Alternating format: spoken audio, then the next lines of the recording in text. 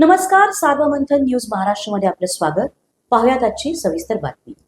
मुंबई महानगरपालिकेवर भाजपचा महापौर बसल्याच्या नंतर देवेंद्र फडणवीस मुख्यमंत्री आणि माझी कॉलर टाईट होणार असं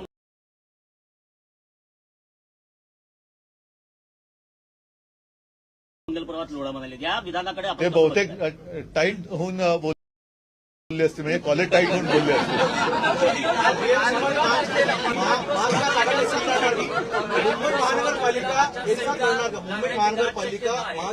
थांबा ना, आपण मुंबईचं मुंबईत बोलू ना. आता विदर्भावरती बोलतोय तर नागपूरमध्ये विदर्भावरती आपण बोलूया.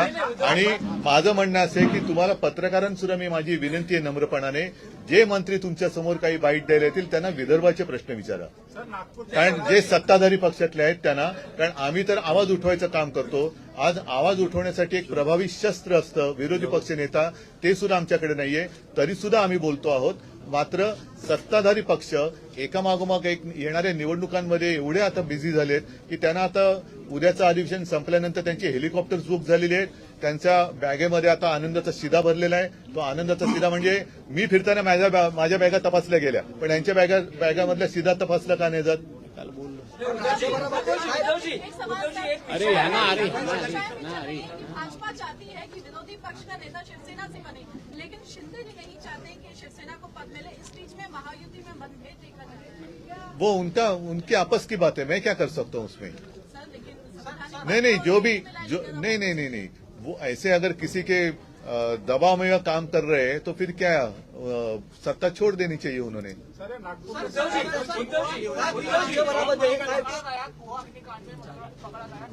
गोवा अग्निकांड में अरुण पकड़ा गया, नाना पटोले कहा उनका संबंध बीजेपी के साथ है. नहीं पता नहीं, मुझे पूछना पड़ेगा. प्रमाणात बांगलादेशी प्रवेश वास्तव्य करत आहे. 16 तारखेला आचारसंहिता लागू होते आहे. एक मिनिट तुमचा एकत्रितपणे निवडणुका लढण्याच्या विचारात आहे किंवा तसा त्यांचा निर्णय होताना दिसतोय. महाविकास आघाडीचं काय, कारण अजूनही काँग्रेसच्या बाबतीत स्पष्टता नाही. बघा, महायुती ही गेल्या वेळेला एकत्र होती, मात्र त्यांनी एकमेकाच्या लोकांवरती धाडी टाकून पैसे पकडून दिलेले आहेत. त्याच्यामुळे ते एकत्रित राहणं म्हणजे काय, हा प्रश्न त्यांना पहिला विचारा.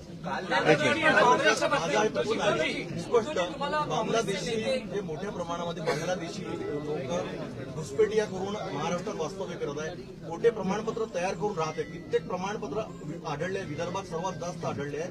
यावर काय कारवाई व्हावी, काय मागणी असणार? पहिले हे बांगलादेशी महाराष्ट्रापर्यंत पोहोचायला सीमा कोणाच्या हातात आहेत? केंद्राच्या हातात आहेत. केंद्रीय गृहमंत्री कोणाचे आहेत? ते इतर पक्ष फोडाफोडीच्या नादात तिकडे चाणक्यगिरी दाखवण्यापेक्षा तिकडे त्यांनी शौर्य दाखवावं. सीमा त्यांनी सील कराव्या की जेणेकरून घुसखोरी होणार नाही, आणि घुसखोरी एकदा थांबवल्यानंतर मग त्यांनी इतर पक्षांकडे लक्ष द्यावं. पण दुर्दैवाने असं झालं, मी मागेही बोललो होतो तेच सांगतो, आज आपल्या देशाला पंतप्रधान नाहीयेत, आज आपल्या देशाला गृहमंत्री नाहीयेत, देशाला संरक्षण मंत्री नाहीयेत. हे सगळे मंत्री हे भारतीय जनता पक्षाचे मंत्री आहेत, देशाचे नाहीयेत. कारण त्यांना देशापेक्षा त्यांच्या पक्षाबद्दल जास्त आस्था आणि प्रेम आहे. ते देशाचं रक्षण करण्यापेक्षा भारतीय जनता पक्ष आणि भारतीय जनता पक्षात येणाऱ्या भ्रष्टाचारांचं रक्षण करण्यात जास्त गुंतले. पुढच्या आठवड्यात महापालिका झाली असली तरी मुंबईमध्ये राष्ट्रवादीच्या नेत्यांकडून नवाब मलिक चर्चेमध्ये असतील तर भाजप सहभागी होणार नाही असं सुद्धा आता म्हणतात. नवाब मलिक नाही, ते मुख्यमंत्री ते 106 कोटीचं पण आपण काय, हा काल तुम्ही एक जो मला प्रश्न विचारला होता की मुख्यमंत्री निधीमध्ये ती माहितीच्या अधिकारात कोणाला ते मिळालेल की किती 101 अब्ज आहे. नाही 106 कोटी. 1 अब्ज नाही हो, 1 अब्ज म्हणजे आता 106 कोटी जमा झाले आणि खर्च किती झाला? 75,000. म्हणजे ही एवढी केविलवाणी यांची दानत हे महाराष्ट्राला काय नाही देणार.